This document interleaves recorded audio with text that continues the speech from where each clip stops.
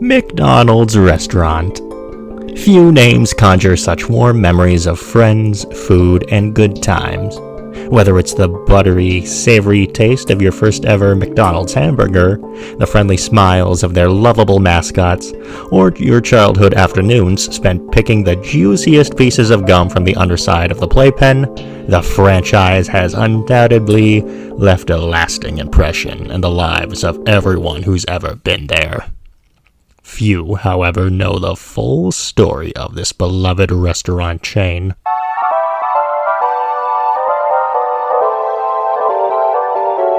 You may know the happy-go-lucky nature of the #1 fast food franchise in America, but like all things clean and safe on the outside, it hides a grim and awful secret with its past. In the 1940s, brothers Dick and Mac McDonald started a small chain of restaurants to their name, which brought in moderate success, but in 1954, the two of them vanished without a trace. From then on, they were under the management of a mysterious figure. This mystery man revealed himself to the world in 1963, known as the one and only Ronald McDonald.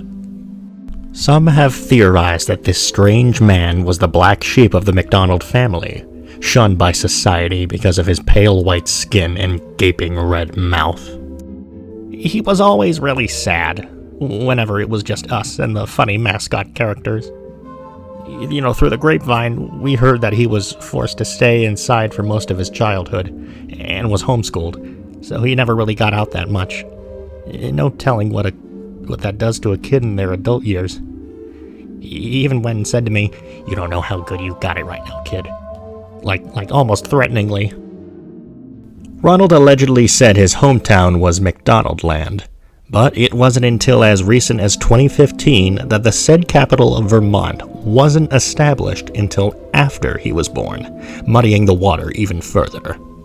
In 2010, a man by the name of Joe Maggard claimed that Ronald McDonald was not his true name. He was in fact from Idaho and traveled the country as a drifter, moving from place to place and stealing money from residents after gaining their trust.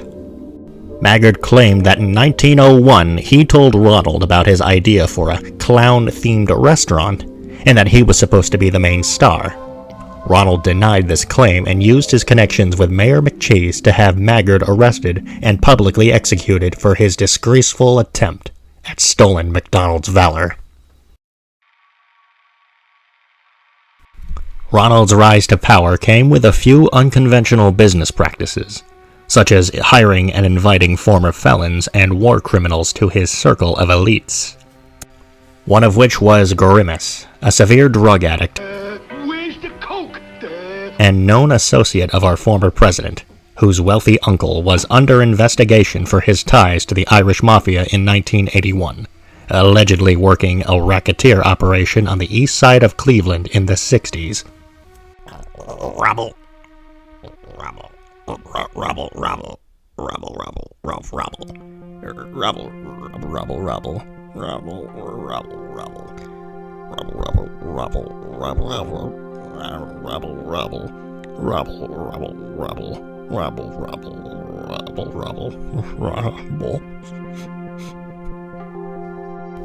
The clown's unnamed head researcher, known only as the Professor, is thought to be a former Nazi scientist scooped up during Operation Paperclip.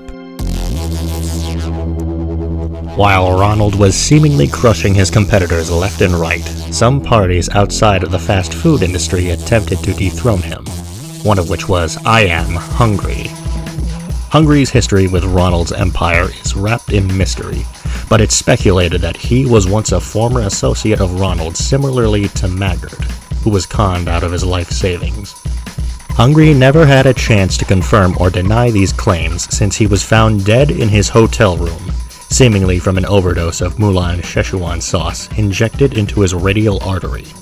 However, said sauce was discontinued by 1999, and Hungry died in 2001, leading to more uncertainty regarding the franchise's legitimacy.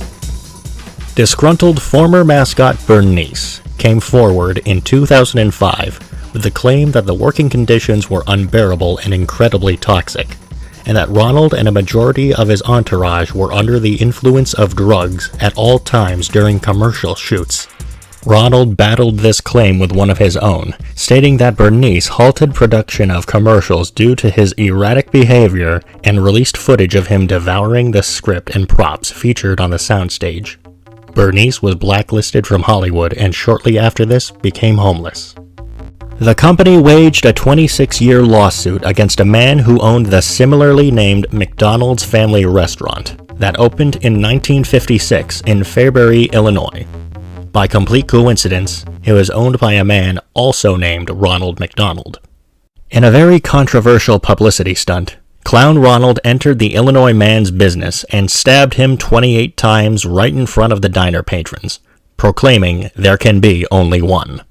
In 2001, McDonald's attempted to sue Frank Ewan, the owner of a chain of Chinese takeout restaurants in the UK known as McChina Walk Away. Courts surprisingly stated that McDonald's had no right to the prefix Mc, and ruled in favor of Ewan. Ronald responded by saying, "Not yet we don't," and get ready to learn to say "would you like fries" with that in Mandarin, because they'll be coming for you next. Ronald wanted to expand his empire to not just fast food, but as well as religion, just so he could get those precious IRS tax exemptions. Ronald's newly founded religion claimed that a high cholesterol and sodium diet is necessary for eternal salvation, and that all women who wish to bear children must eat there to give birth to new life. The church was very popular with the vast majority of Americans, saying they felt transformed and did not need to worry about eating healthy because they had God and Ronald McDonald on their side. The so-called non-profit Ronald McDonald charity houses were seen as a recruitment method to convert more unsuspecting folk to their cause. However, like all established religions, there was a dark underbelly to it. Some radical McDonald fundamentalists began attacking Planet Fitness gyms and protested healthy nutrition advocates, with some even sending death threats and white powder in their mail. The amount of bad press the church was getting didn't stop there. Some members and celebrities who began to back out of their agreed alliance with the church were all found deep-fried in their hotel rooms. Ronald would detract some of his critics by accusing them of being gay, and the Great Big Mac does not like those alternative lifestyle weirdos from Silicon Valley. But an insider from 1995 reported that Ronald had a relationship with Ray Kroc himself and an underage McNugget buddy who had ties with Jeffrey Epstein. In 1994, a disgruntled customer broke into a McDonald's in Argentina for getting his order wrong, and in the break-in, police discovered a new form of nerve gas hidden within the rafters of the play place. Ronald denied any claim to knowing about said gas, and denied claims saying he helped develop it. In the 10-year McLibel lawsuit, it was revealed that McDonald's was responsible for exploiting children in their advertising and causing the suffering of animals. As for the exploitation of children, newly filed reports of two 10-year-old boys working at a Tennessee franchise have surfaced, leading many to believe Ronald has been breaking child labor laws this whole time. The animal cruelty claims were backed up by leaked footage of an anonymous whistleblower stating that Birdie the early bird was responsible for running several concentration camps filled with her own sentient anthropomorphic chicken people who were forced to lay eggs and to be cooked into tenders when they were sentenced to death. In 2009, Ronald conducted a strip search on a female manager, claiming he was under orders from then-acting police constable Big Mac. While other employees stated he didn't find anything on her, she was arrested for allegedly having a considerable amount of cocaine on her. Despite violating her rights, Ronald was never tried for his heinous invasion of privacy. 2013 saw Ronald go on a drunk driving escapade, where in his rampage he struck and killed beloved mascot character known as Lefty. Ronald was initially charged with vehicular man-burger helper, but his team of lawyers got him out of that stint, saying it was a side effect of Macfluenza.